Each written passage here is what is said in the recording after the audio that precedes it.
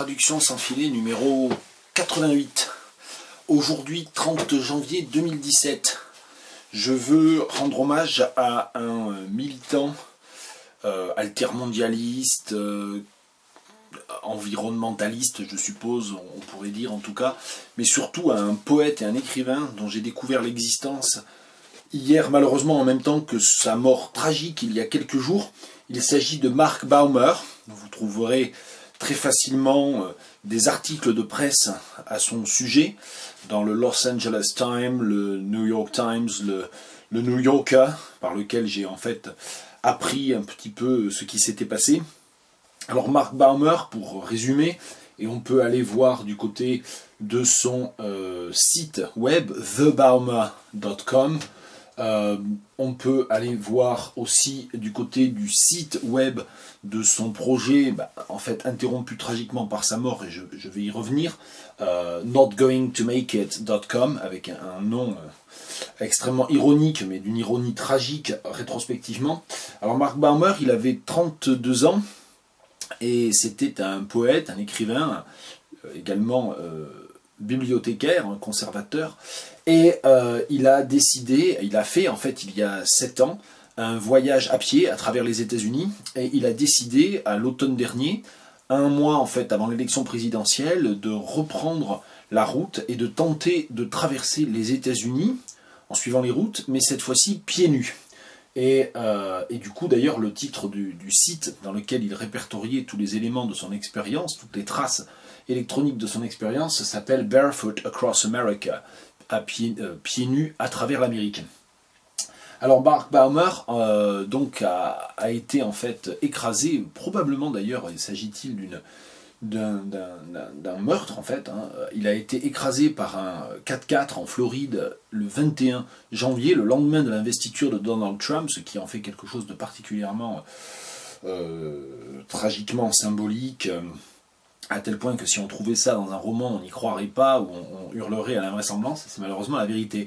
Il a été écrasé donc par un 4x4 sur une route de Floride le 21 janvier, et bien entendu, toute la trace écrite et la présence sur le web de Mark Baumer est encore là, heureusement, pour témoigner de ça. Donc moi j'ai découvert hier matin l'ensemble de tout ce que je viens de vous résumer très brièvement ici.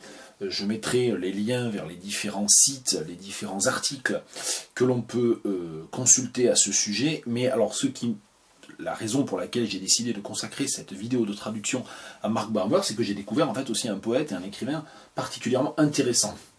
Et en l'occurrence, plutôt que de vous parler en fait de Barefoot Across America, je vais me concentrer aujourd'hui sur I Am a Road, qui est le livre qu'il a ramené de son premier voyage, son voyage de 2010 ou 2011, je ne sais plus, livre qu'il a publié en 2016, qu'il a auto-édité, et que l'on peut se procurer pour la modique somme, je crois, de 5$ sur le web. On peut télécharger le fichier PDF pour 5$, et c'est tout à fait possible de tricher, mais enfin voilà, moi je vous incite, et je vais mettre le lien bien sûr de manière très évidente dans la légende de la vidéo, afin que vous puissiez également le télécharger. Parce qu'en fait c'est un livre, j'ai commencé à le lire, c'est un livre évidemment très émouvant, vu ce que l'on sait aussi de la manière dont s'est terminé son deuxième et dernier voyage à pied. Mais c'est un texte qui se situe vraiment dans une sorte de filiation à la fois des language poets, mais aussi de la Beat Generation. I am a road, je suis une route, c'est évidemment une réécriture aussi de On the Road, du On the Road de Kerouac. Un petit peu comme si on avait vraiment une nouvelle génération beat qui serait arrivée ou parvenue à un état un petit peu de scepticisme un peu plus avancé, et surtout de conscience écologique un peu plus avancée, puisque évidemment ces trajets, il ne les fait pas en voiture, hein, comme les protagonistes de On the Road. Il n'y a pas du tout de célébration, je demandais, des grands espaces traversés par les voitures et les camions, mais au contraire, la tentative de reprendre un petit peu pied, c'est le cas de le dire, dans l'espace. Donc voilà, l'objectif de cette vidéo n'est pas de faire une analyse dont je ne suis pas capable, parce que je ne me suis pas assez plongé encore dans l'œuvre de Mark Baumer, mais de tracer un petit peu les pistes. Et donc j'ai choisi le texte qui est le début du chapitre 5 de I Am a Road, ça se trouve à la page 25. Alors chaque chapitre, les chapitres sont très courts, c'est plus des sortes de poèmes en fait, de poèmes en prose, et très étranges comme vous allez le voir. Et chaque chapitre en fait débute par une photo qui est à chaque fois donnée en double page, recto verso, ou plus exactement en miroir en fait, dans le sens en quelque sorte normal et en inversion.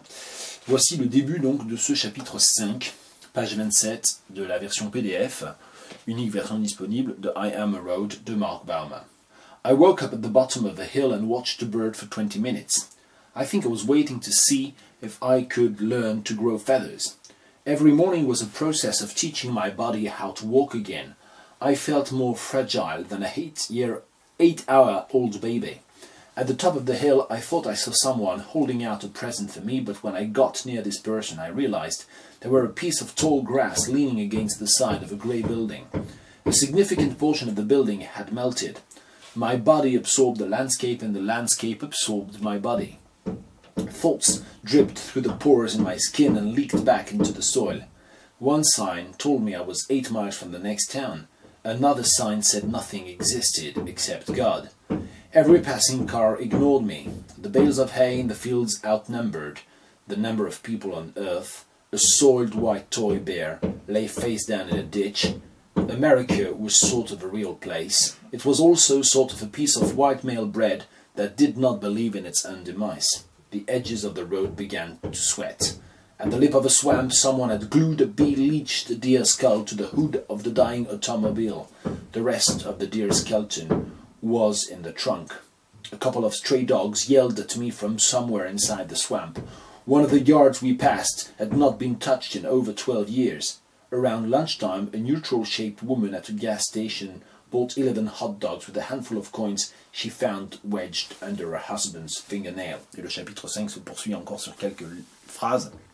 Je m'arrête là et je vais déjà pas tout traduire, mais c'était pour vous donner une idée un petit peu plus ample du procédé d'écriture. C'est vraiment un texte, c'est vraiment un livre très fort. Je suis en plein milieu là, je suis à peu près à la moitié, mais c'est vraiment très fort. I woke up at the bottom of a hill and watched a bird for 20 minutes. Je me suis éveillé au pied d'une colline et j'ai passé 20 minutes à observer un oiseau, à regarder un oiseau. I think I was waiting to see if I could learn to grow feathers. Je pense que j'attendais de voir si je pouvais apprendre à me laisser pousser les plumes.